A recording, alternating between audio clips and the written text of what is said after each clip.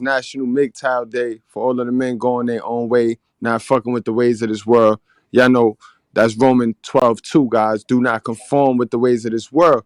So, but anyway, to tie in the scripture to Mr. Palmer's show today, you know what I mean? In 2 Corinthians 11:13-15.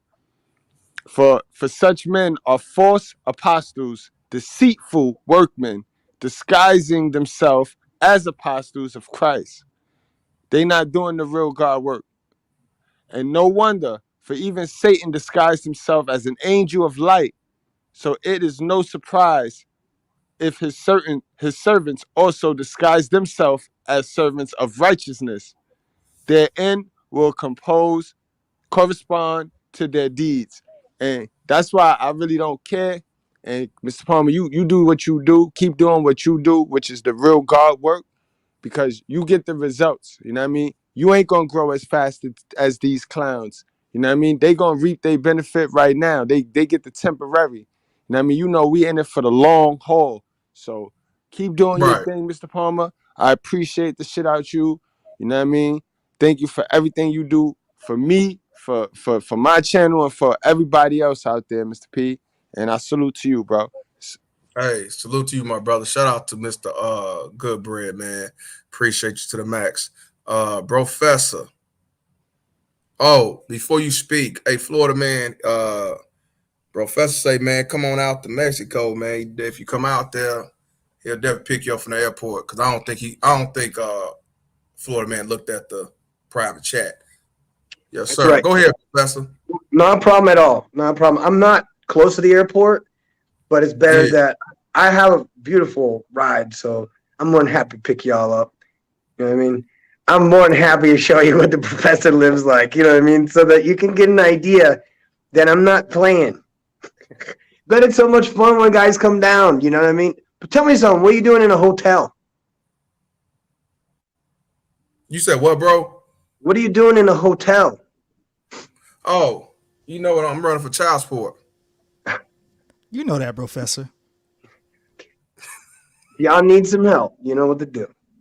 I'm running for child You know what support, to man. do. I want to talk about this for a moment because what we're looking at here is grifters just trying to make money off of something that's pretty powerful right now. And it's just like any movement that gets a little bit of attention. People are going to grift and jump into this space, whether or not they're righteous about it or not. And you like we could have an army of dudes, but we only need a handful of killers. So, and Mm-hmm. that's people who are coming into this righteously, and I am. You know, you read what I have had to go through. Yeah. You know, Yes.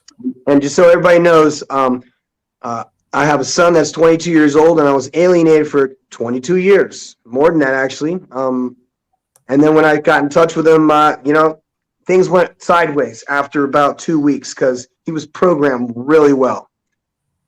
And he was being combative and jumping in and shouting and everything else. And I'm like, look, part of the reasons why you're feeling the way you are is because I've been in your life. And see, he said, and I heard you did this. I said, everything you've heard is probably true. And everything, and then if you've missed anything, here, let me tell you a handful more terrible things that I probably did too.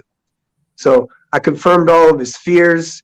I did not lie to him. I said, I don't want to lie to you. I'll tell you the fucking honest truth from anything you want to know. You ask me and I'll be honest with you.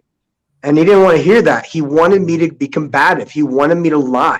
And so I could see that baby mama terrorist programming is in him still.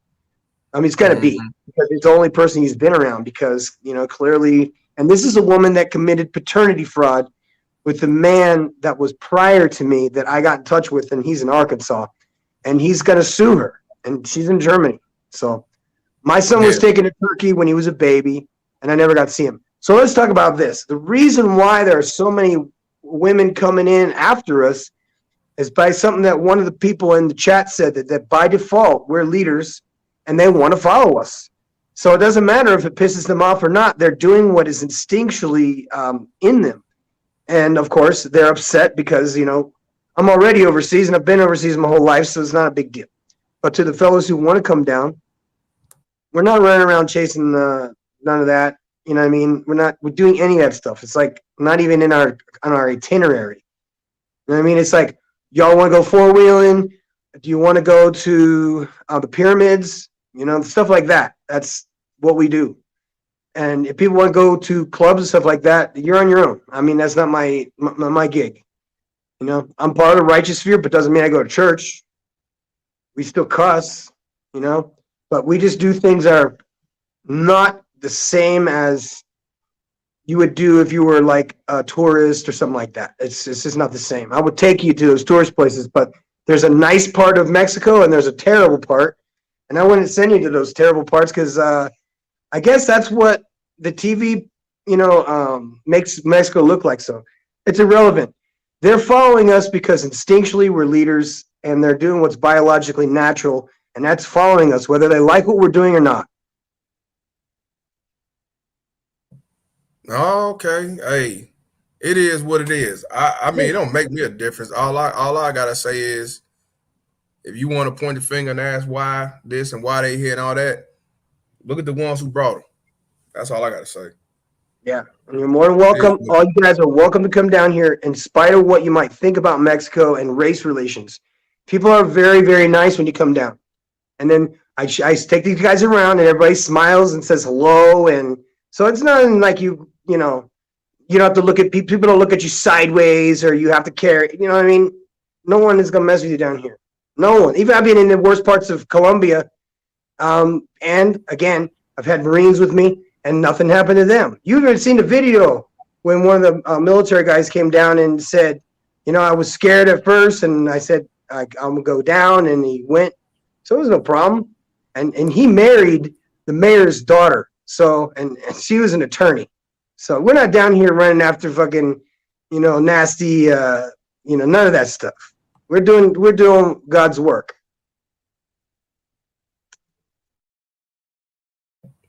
I never was scared to go to Mexico though. I mean, you just gotta know where not to go.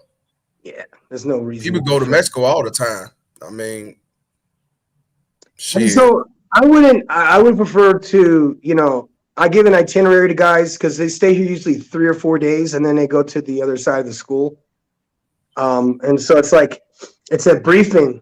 It's the first night we go and have tacos and we go to the fire department that's close by and I introduce everybody and they're like, wow, Americans. Wow. See what I mean? It's not black people. It's wow, Americans. That's how they look at us. We don't look at, it's like a race thing doesn't exist. If you go to the border towns, it does. Like if you go to Tijuana, it's like they assume the worst stereotype of blacks. If you could just, you know what I mean? It's that specific thing that they have in their mind because that's what the TV and social media only bombards Mexico and other countries with so that no one will deal with black men. So now they see that men are becoming more righteous and women are becoming more evil. Yeah. That's making it easy for us down here because when I introduce these 8 men that stay with me for 3 or 4 months at a time, and they're nothing like what they see on the TV, they're like, every single time you bring people in, it's like surprising. Why is it surprising? Well, the media portrays people like this. People from the United States are like this. People from the United States are like this. And I'm like, well, they can be like that. And I'm not talking about blacks, I'm talking about Americans, period. Just entitled, selfish, self-centered, self-seeking. And some do come down here with a chip on their shoulder. Now, to go back to, I'm pretty happy about where I am. Like I said, I'm still the fire chief here. Even though they said you gotta cut the beard because you gotta go do air mask training. So I had to cut my big beard off. I was so happy. And you're more than welcome to come down. It doesn't matter if you stay for a week, a day, a weekday, or 4 months. I got a year-long program here. And veterans that want to come down or people who just want to join the fire service, that's what I'm here for. Okay. Hey, I appreciate it. You always inviting and showing. Let's go on his Instagram. You can see what he be doing out there. Yeah. And how he be training everything. This is no bullshit. If you guys are having a hard time getting a job in the States, you might find opportunities as a firefighter internationally. Doesn't pay anything here. This is just a school. But when you go into the real workforce, you become part of a federal system or a municipality somewhere. And a lot of municipalities have English speakers. By that time, you've learned the language, whatever country you decide to go to. You could go be a fireman in the Philippines with a certificate that you get here. And we get you a waiver because a lot of times guys have like arrest records and, you know, like they got arrested in 1986 for weed or something like that. And maybe they did time for something stupid. As long as it's a nonviolent offense, they're more than happy to waive it as long as I go up and speak to the board on your behalf after I've trained you thoroughly and you've been vetted. So you can go back to the States if you want with the certificate. It's the same certificate. You would go through the same fire academy in the States. The only difference is there's no wall saying, oh, you're a felon for doing X, Y, Z or stole a car or something like that. I'm not talking about carjacking. I mean, literally stole a car and been a year in jail or something. You're not going to get a federal job. You're not going to go into the nearest municipality and become a fireman. They won't do it. So you come here, I will assign you to one of the many fire stations that I'm in charge of, and you'll go work for them. So it's a win-win for anybody who wants to come down. It doesn't matter what color you are. It doesn't matter if you're a Muslim. It doesn't matter if you're a Christian. It does not matter. All I care about is you put your best foot forward and say, I want better in life and I want to level up. So we are Americans. We can do whatever we want and go anywhere we want. We don't have to take outside opinions from anybody. Damn right. Change the laws in mind. Shout out to my man, Professor. Appreciate you, my brother. I want to give a shout out to my man, Harold Jackson, for the $5 donation. He says, I love it that Thai chicks are striking back. He said, did you know that Thailand was rated #2 in high-speed internet? Plus, Thailand is the first world. No, I didn't know that, bro. You taught me something new.